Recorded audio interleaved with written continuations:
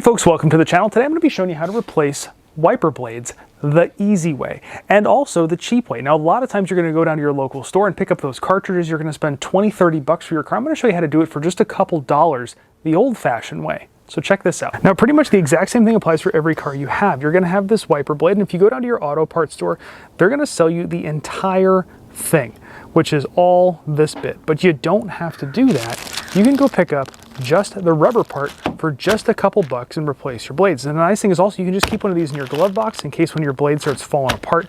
But you can pick this up for just a couple bucks online, or you can go down and waste a ton of money on one of these. So I'm going to show you how to replace just this. Now, I've removed the entire assembly here because it'll make it easier to show you on camera, but you don't actually have to remove this off the car. Now, your blade will typically have two ends, and one end will have this little piece here, and the other end typically won't have anything. So usually what you can do is just pull the entire blade out and the whole thing will slip free. So now you have your assembly and now you've got the blade. Now, depending upon your setup, you may have these little metal pieces. If you have those, you're gonna wanna remove those because we're gonna reuse it. This part now is trash. You don't wanna throw it out yet though, because you are gonna need that to measure your new blade. Now, typically the new blades come like this. They're stuck together, so you're gonna pull them apart like so. And now you've got the new piece of rubber. You wanna lay them side by side and make sure the ends that have that little clip piece are on the same side. And this is a close-up view of what I'm talking about. You wanna have this end lined up because that's the little part that the blade's gonna clip into. With the blades lined up, you're gonna use some cutter and haffers. I can't find my scissors right now, so we're gonna use these.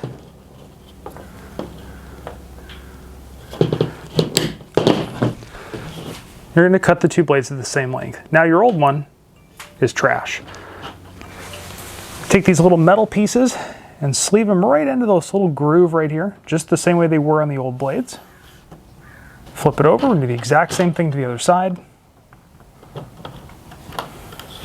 Now, you have these little teeth that are going to grab onto the blade. We're going to take our rubber blade and just feed it through, one at a time. With it all the way across.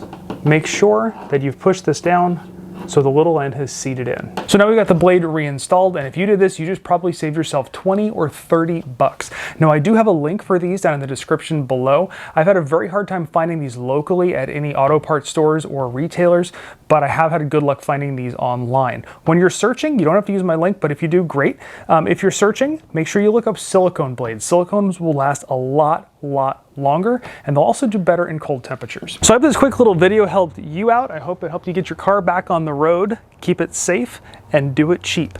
Now, if you want to find out what that thing's all about, that's the new project car that we just towed home. I'm not going to tell you what it is, but I will give you a hint.